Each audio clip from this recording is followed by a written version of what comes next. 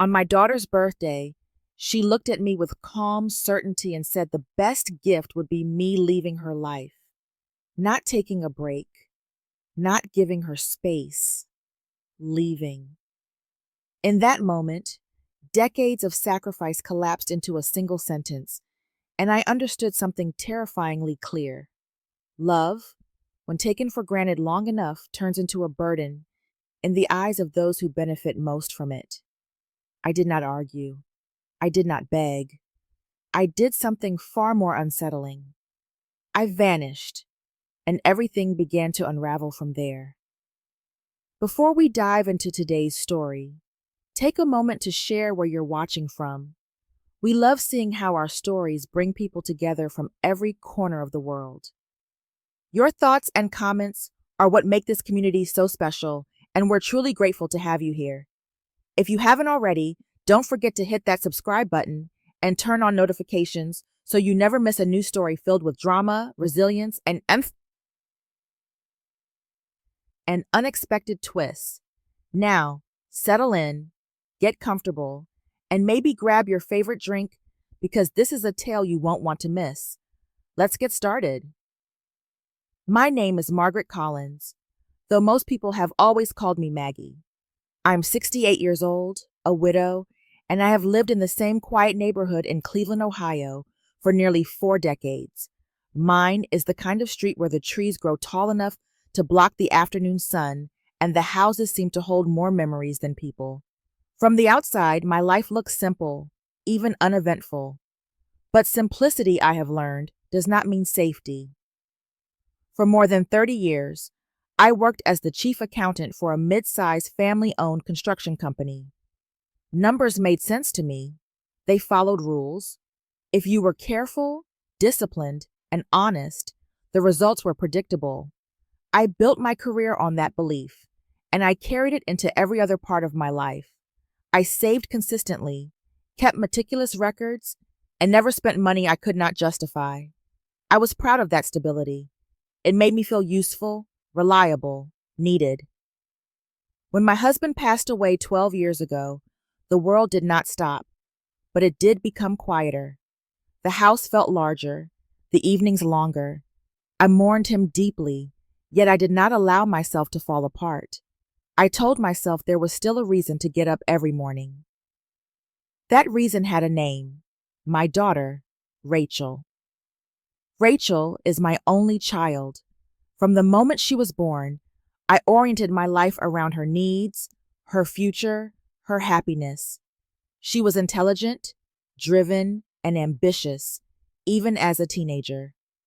When she decided she wanted to study law, I felt nothing but pride. I paid her tuition without hesitation, convinced that a mother's job was to remove obstacles, not question them. Later, when she bought her first home, I helped with the down payment. When her marriage ended and she wanted to open her own legal practice, I invested in her dream without asking for guarantees. I did not see those choices as sacrifices. I saw them as love. After my husband's death, that sense of purpose only intensified. Rachel had a son, and suddenly my world expanded again. I arranged my schedule around school breaks and doctor appointments. I kept my phone close at all times, even at night, just in case she needed me. I told myself that being available was a virtue, that presence was proof of devotion. I never asked how much space I was allowed to take up in her life. I assumed my place was permanent. I lived alone in my small house, surrounded by routines that revolved around other people. Grocery shopping on Fridays, laundry on Saturdays, Sundays reserved for calls with Rachel, and stories about my grandson's week. My own desires were modest and easily postponed. I would travel later. I would rest later. There was always time, I believed, as long as my family was secure. Yet somewhere beneath that certainty, something quieter began to stir. I noticed how often I waited for the phone to ring, how quickly I responded when it did. I noticed how rarely the conversation was about me. These were small observations, easy to dismiss, but they lingered longer than I expected. At night, after the house settled and the noise of the day faded, I sometimes wondered what would happen if I stopped being the one who was always there. I did not yet know that this question would change everything. At the time, it felt harmless, almost philosophical. I had no idea it was the first crack in a foundation I believed was unbreakable. If you're still watching and starting to sense something isn't right beneath the surface, comment number 1 below to let me know you're with me. Because what happened next turned a quiet discomfort into something impossible to ignore. Now let's move on to chapter 2. I booked the flight from Cleveland, Ohio to Scottsdale, Arizona weeks in advance, the way I always did when it came to Rachel. Planning ahead made me feel grounded, useful. This trip was for her 41st birthday, and I treated it as something important, almost ceremonial. Birthdays had always mattered in our family.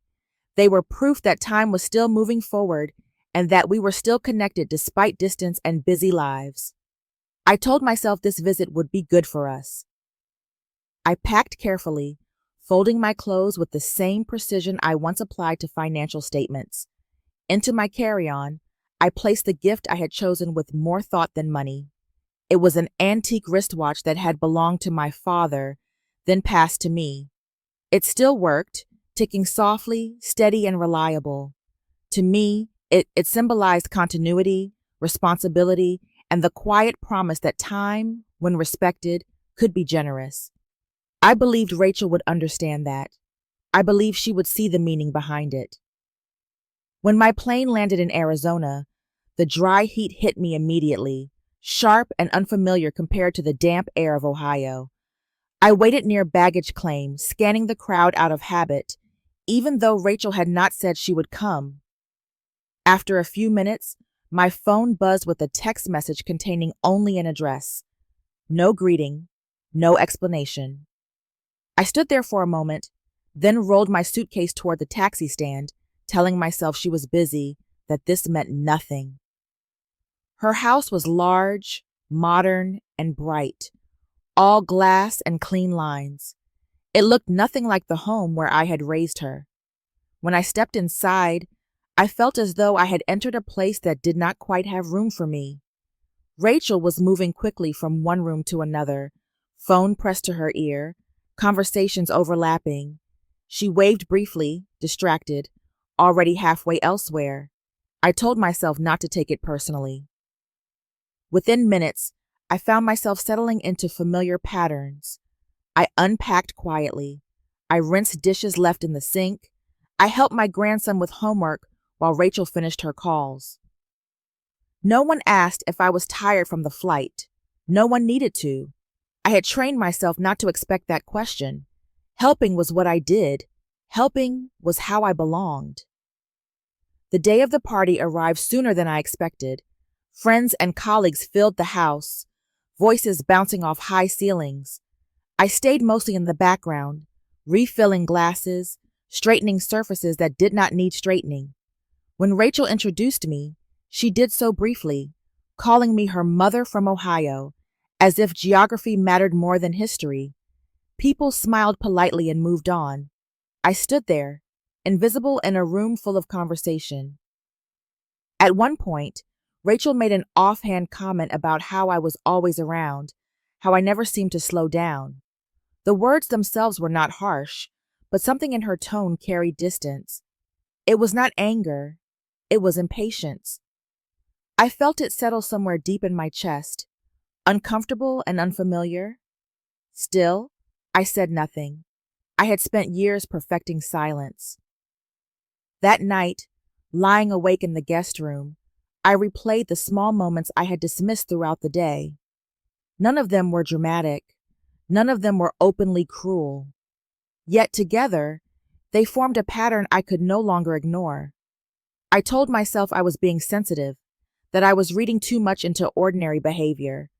But beneath that reassurance, unease took root. I had come to celebrate my daughter, believing my presence was a gift. For the first time, I wondered if it felt more like an obligation. If you're still here and feeling that tension slowly building, comment number 2 so I know you're paying close attention. The next chapter reveals the moment that changed everything in a single sentence. Let's continue to chapter 3. The house changed the moment the last guest left. Laughter faded, doors closed softly, and the echo of voices disappeared into silence. What remained felt heavier than noise ever had. I stood at the kitchen counter, rinsing plates that were already clean, aware that Rachel was still in the room but not looking at me. The air felt tight, as if something unspoken had been waiting patiently for an audience to leave. I sensed it before she said anything. Her movement slowed, her phone finally set aside. There was a tension in the way she leaned against the counter, arms crossed, eyes fixed on a spot just past my shoulder. I had seen that posture before, years ago when she was younger and about to say something she knew I would not like.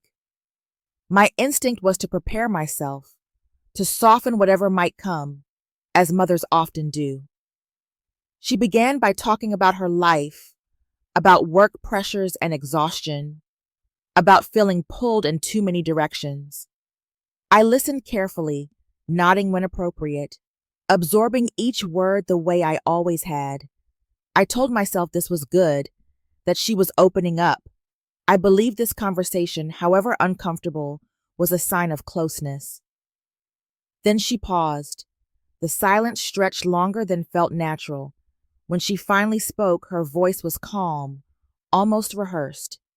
She said that what she wanted most for her birthday was space. At first, I did not understand. Space could mean many things: time alone, fewer visits, boundaries I was willing to respect. But she did not stop there. She said the best gift would be me leaving. For a moment, the words did not register. They floated between us, oddly detached from meaning. I remember blinking, waiting for context, for a clarification that would make them less final. I asked her what she meant, though my voice sounded distant to my own ears.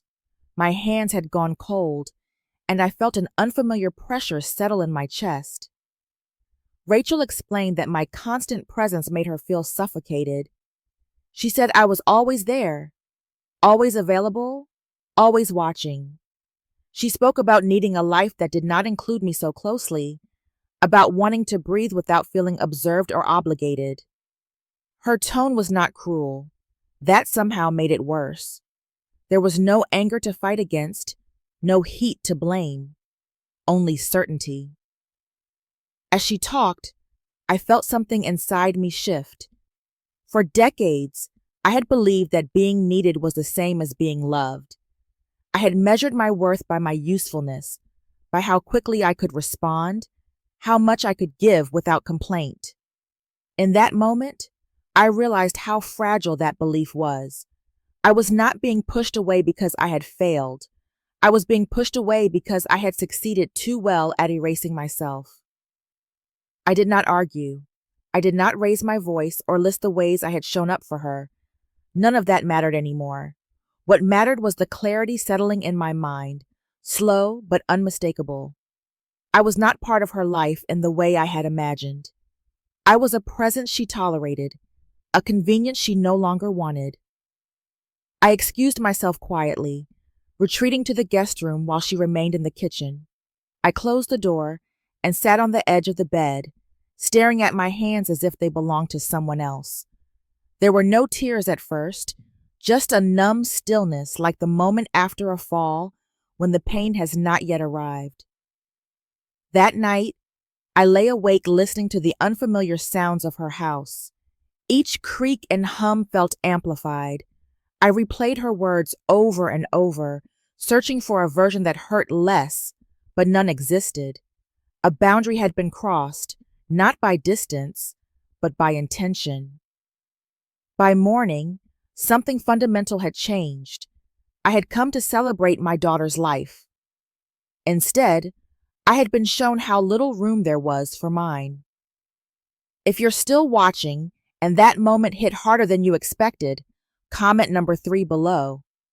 Because what came after wasn't anger or confrontation, but something far more dangerous. Now let's move on to chapter 4. The morning after the party felt strangely ordinary. Sunlight streamed through the guest room window, and the house settled into its usual rhythm. From down the hall, I could hear Rachel moving about, starting her day as if nothing of consequence had happened. That contrast unsettled me more than raised voices ever could have. My world had shifted overnight, yet hers appeared untouched. At breakfast, we spoke only in fragments, practical comments, neutral tones. I made a deliberate choice not to revisit what she had said the night before. I told myself that confronting it immediately would only deepen the wound. Instead, I chose what had always felt safest to me: restraint. I said I understood she needed space, and that I would try to give it to her. There was no argument, no reassurance in response. She simply nodded, already half-focused elsewhere. That quiet acceptance hurt in a way I could not articulate. I left Arizona later that afternoon. At the airport, surrounded by strangers and rolling suitcases, I felt oddly unanchored. On the flight back to Cleveland, I stared out the window for most of the journey, watching clouds drift past as if they belonged to another life. I replayed our conversation in my mind, not to argue with it, but to understand it. Somewhere between takeoff and landing, a subtle shift occurred. My thoughts began to move away from emotion and towards something more familiar: analysis. Back home, I returned to routines that had once comforted me. I unpacked, watered the plants, sorted mail. But beneath those motions, a different impulse stirred. Without fully acknowledging why, I pulled out the old filing cabinet where I kept decades of financial records. I told myself I was only looking for reassurance, proof that I had not been reckless. Numbers had always grounded me. I trusted them more than memory. I started with bank statements, then loan documents, then folders marked with years instead of labels. At first, everything seemed in order. Payments matched records. Balances aligned. Then I noticed a loan statement I did not immediately recognize. The amount was significant. The signature at the bottom was mine, or at least it looked like mine, but the date was wrong. I stared at it longer than necessary, a familiar professional instinct awakening. I dug deeper, another document, then another. Each time the same pattern emerged, decisions made in my name that I did not recall authorizing. My heart began to race, but my mind remained unnervingly calm. I recognized that calm. It was the same focus that had guided me through audits and financial crises at work. Emotion took a step back, making room for clarity. The explanation revealed itself slowly, almost reluctantly. Years earlier, I had given Rachel a general power of attorney during a medical procedure, a precaution I never thought twice about. That document, still valid, had been used to make financial commitments on my behalf. Everything was legal. Everything was clean on paper. And everything had happened without a single conversation. I sat at the kitchen table for a long time, documents spread out before me. The realization did not arrive with anger or betrayal at first. It arrived as a cold understanding. I was no longer just a mother who had been hurt by words. I was a woman whose trust had been leveraged, whose silence had been mistaken for consent. That evening, I organized the files neatly and returned them to their place. But something inside me had shifted permanently. I understood now that love, left unchecked, could be translated into obligation, and obligation into access. If I did nothing, I would continue to lose more than money. I would lose the right to decide what remained of my own life. For the first time, the question was no longer whether I could endure the pain. It was whether I could afford not to act. If you're still here and starting to see a pattern form, comment number 4 to let me know you're following the story closely. The next chapter uncovers a truth that can't be unseen. Let's continue. In the days that followed my discovery, I lived in a strange state of suspension. I did not call Rachel, and she did not reach out to me. On the surface, my life in Cleveland continued as usual. I went for my morning walks, answered emails, cooked simple meals, but beneath that routine ran a constant current of tension, as if the ground beneath me might shift again at any moment. I felt as though I were standing on thin ice, listening carefully for cracks. I knew instinctively that I could not carry this knowledge alone, not because I wanted to confront Rachel, but because I needed to understand the shape of the danger I was in. So I made an appointment with a financial attorney in Ohio, someone recommended by a former colleague who trusted him implicitly. I brought every document I had found, organized and labeled, the way I had always handled important matters. Sitting across from him in his quiet office, I felt oddly detached. This was not the raw grief of the night Rachel spoke her birthday wish aloud.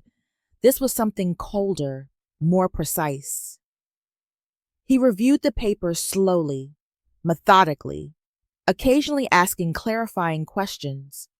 I answered calmly, surprised by the steadiness of my own voice.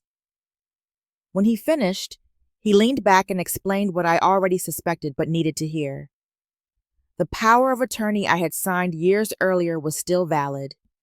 The decisions made under it were legal, no fraud, no forgery. On paper, everything was proper. Then he said something that stayed with me long after I left his office. My trust, he explained, had become access. Those words unlocked memories I had not examined closely before. Moments when Rachel asked me to sign documents quickly because she was in a rush. Times she assured me it was only paperwork, nothing to worry about. I had accepted those explanations without question, believing that love removed the need for scrutiny.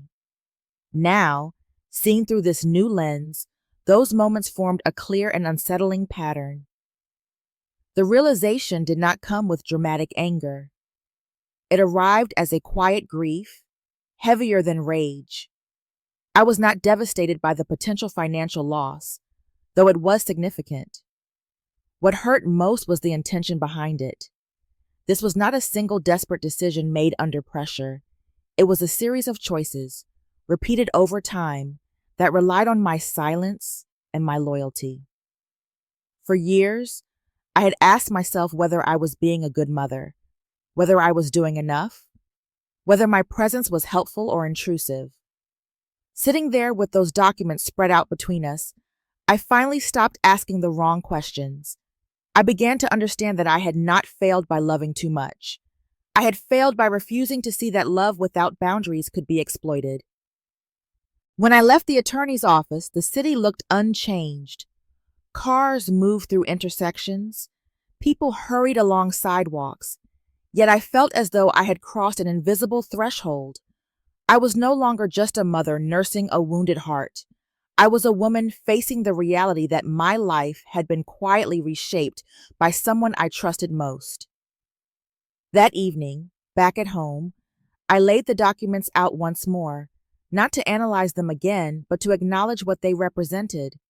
This was not chaos. It was structure. It was intentional. And because it was intentional, it could be addressed.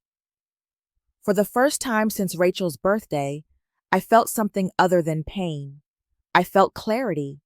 I knew I would not confront her in anger or demand explanations she might twist into justifications. I also knew I could not remain where I was, emotionally or practically.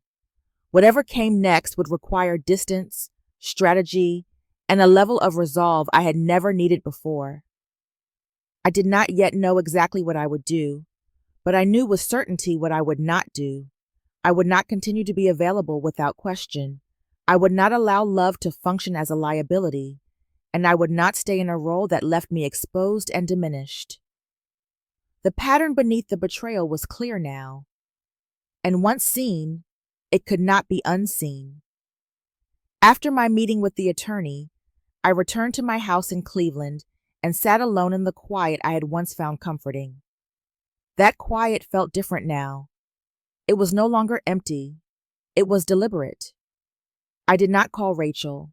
I did not draft messages in my head or rehearse explanations. For the first time, I understood that speaking would only place me back into a position where my words could be minimized, reinterpreted, or used against me. Silence, I realized, was not avoidance. It was strategy. I spent several days thinking carefully, not emotionally. I listed what I knew, what I controlled, and what I needed to protect. I recognized that confrontation would invite negotiation, and negotiation would reopen doors I had just closed. Rachel was skilled with words. I was skilled with preparation. If I wanted to regain control of my life, I needed to act where language could not follow. I began with practical steps. I contacted my bank and reviewed every account tied to my name. I requested temporary freezes where appropriate and separated anything that still carried shared authority. I gathered documents, updated records, and confirmed my standing on every obligation. None of this was dramatic. It was methodical, the same way I had handled crises at work for decades. Each completed task steadied me further. The question of where to go came next. I considered leaving the country but dismissed it quickly. Distance alone was not the goal. Clarity was. I chose a small coastal town in Maine, a place I had once visited on a quiet vacation years earlier. It was still within the United States, still familiar enough to avoid suspicion, yet far removed from the rhythms of my old life. More importantly, it left no room for claims that I was confused, isolated, or being influenced by others. This was a decision rooted in reason, not escape. Once the logistics were in motion, I wrote a single email to Rachel. It was brief and factual, stripped of emotion. I told her I was taking the space she had asked for and would not be available for the foreseeable future. I did not explain. I did not defend myself. I did not invite response. When I pressed send, I felt no surge of relief or anger, only finality. After that, I blocked her number. It was a small action with enormous weight. My hand did not shake. I understood that boundaries, once crossed too many times, could only be restored by distance. Anything less would be interpreted as permission. Packing took less time than I expected. I chose what matters and left behind what belonged to a life I no longer intended to resume. As I moved through the house, room by room, I felt a quiet sense of closure. Each drawer closed, each light turned off, marked the end of a role I had played faithfully but at great cost. The drive out of Cleveland was uneventful. Familiar streets slipped past my windshield without ceremony. I did not look back. I was not running from my past. I was stepping out of it. By the time I reached the open road, a surprising calm settled over me. There was no triumph in it, no bitterness, just relief. I arrived in Maine as evening fell, the air cool and salt-tinged. Standing near the water, I felt something I had not felt in a very long time. Lightness.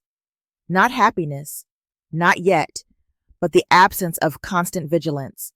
I had chosen to disappear, not to punish, but to preserve what remained of myself. I did not know how Rachel would react or what consequences would follow.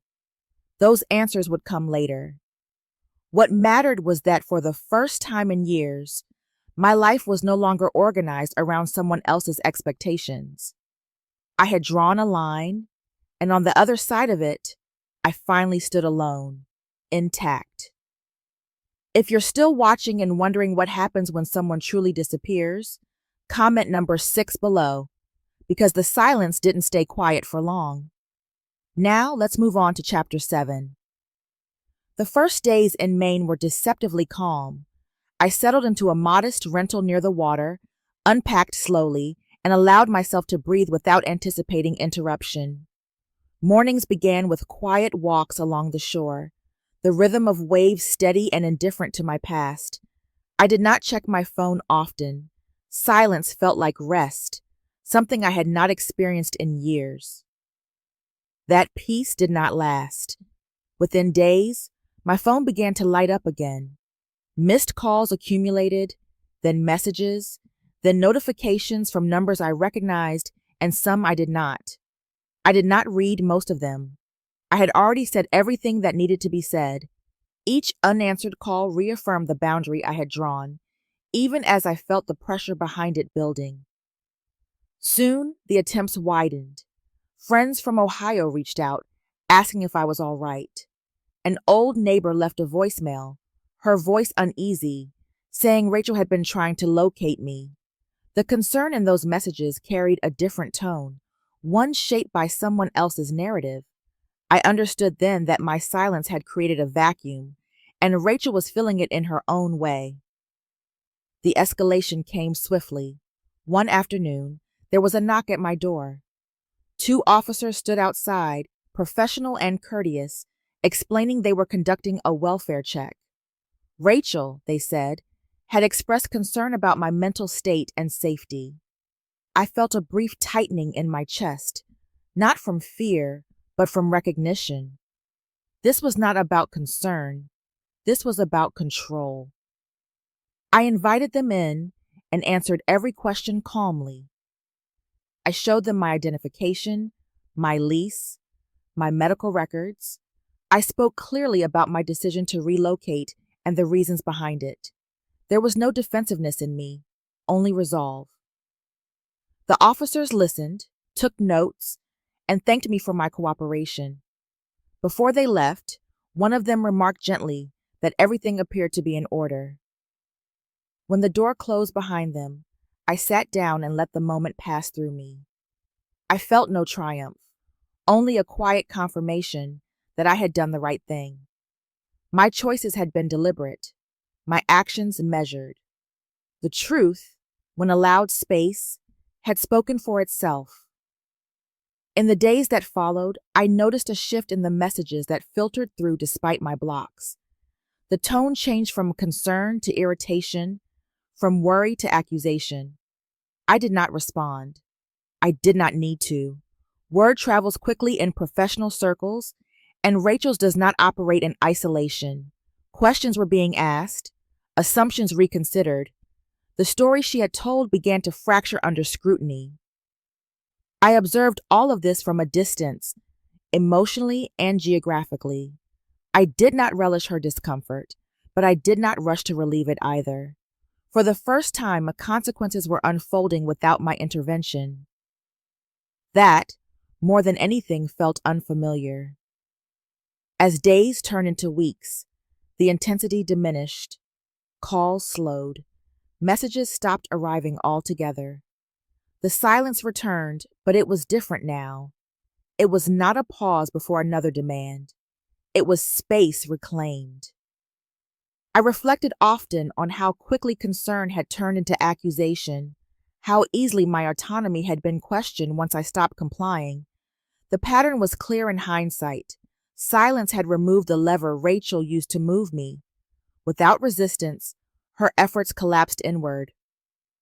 One evening, as I watched the sun dip below the horizon, I realized that I had not once felt the urge to explain myself, not to friends, not to authorities, not even to Rachel. The need for justification had faded. I understood now that my life did not require permission to proceed. The silence had spoken, and what it revealed was not abandonment, but truth. Life in Maine slowly settled into a rhythm that belonged entirely to me. There were no alarms set for anyone else's schedule, no anticipation of sudden requests or emergencies that were not mine. My mornings began with quiet walks along the shoreline, the cold air sharp and bracing, reminding me that I was present in my own body. Afternoons were spent reading, organizing my thoughts, and allowing long stretches of uninterrupted time to exist without guilt. The silence that once frightened me now felt like a privilege. As the weeks passed, I noticed subtle but profound changes within myself. I no longer reached for my phone out of habit, checking for messages that might require immediate action. I no longer planned my days around the possibility of being needed. When I rested fully. When I worked, I did so with intention. For the first time in decades, my energy was not divided between who I was and who I was expected to be. It felt natural to return to the skills I had spent a lifetime refining. I began volunteering at a local community center, offering basic financial guidance to older women navigating retirement, divorce, or unexpected independence. Many of them carry stories that felt achingly familiar. Children who managed their accounts, family members who made decisions without consultation, trust given freely and repurposed quietly. Listening to them, I realized my experience was not an anomaly. It was part of a pattern that thrived on silence and good intentions. At night, I began to write. At first, it was only for myself, a way to sort through what had happened without judgment or justification. Eventually, those pages turned into short essays, posted anonymously online. I avoided details that could identify anyone. I wrote instead about boundaries, about how love could be distorted when it lacked limits, and about the cost of confusing devotion with obligation. Writing did not feel like exposure. It felt like release. I did not expect the words to travel beyond that small digital space. Yet one morning, I noticed an unusual increase in responses. The piece had been shared, then shared again. Some readers thanked the unknown author for naming something they had never been able to articulate. Others debated the ethics of family loyalty and financial authority. I observed quietly, detached from the outcome. The truth, once written, no longer belonged to me. What I did not know at first was where the essay had landed. Through indirect channels, I later learned it had circulated within professional legal forums, discussed as an example of elder financial vulnerability. I did not search for confirmation. I did not need it. Whether Rachel recognized herself in those words was beyond my control and no longer my concern. What mattered was the calm that followed. I felt no urge to clarify, correct, or intervene. The compulsion to manage perception had loosened its grip on me. I understood now that truth did not require defense when it was grounded in reality. My responsibility was no longer to maintain harmony at my own expense. With each passing day, my identity shifted further from the role I had inhabited for so long. I was no longer the woman defined by availability. I was a person with preferences, limits, and a right to privacy. That realization did not come with fanfare. It arrived quietly, settling into place like something that had always belonged to me. In the evenings, I often sat near the water, watching the tide move in and out without hesitation or apology. Nature did not explain itself. It did not negotiate its boundaries. It simply existed, complete and unburdened. I found comfort in that simplicity. I did not frame this period as healing from someone else's actions. It felt more like returning to myself after a long absence. I was not rebuilding out of defiance or loss. I was growing into a version of myself that had been postponed but not erased. For the first time, I understood that choosing myself was not an act of rejection. It was an act of honesty. And honesty, I was learning, was the most stable foundation of all. If you're still here and feeling the shift from pain to clarity, comment number 8 to let me know you're ready. The ending brings everything full circle in a way you might not expect. Let's move on to the final chapter. Time did what it always does when left undisturbed. It moved forward quietly, carrying me further away from the life I had stepped out of. Several months had passed since I settled in Maine, and my days had taken on a steady, predictable shape. I no longer measured time by crisis or urgency. I measured it by seasons, by the gradual shift of light along the water, by how settled my own thoughts had become. I did not seek news about Rachel. That chapter felt closed, and reopening it out of curiosity would have served no purpose. Still, information has a way of traveling through familiar paths. An old colleague mentioned her name in passing during a phone call. A mutual acquaintance asked gently if I was doing well. The details reached me indirectly, fragmented but consistent. Rachel's professional life, once so carefully constructed, had begun to show strain. Clients had withdrawn. Partnerships she relied on grew cautious. Questions that once would have been dismissed now lingered unanswered. Without my quiet support behind the scenes, her decisions carried their full weight. There was no buffer anymore, no invisible safety net absorbing the consequences. Financial pressure followed naturally.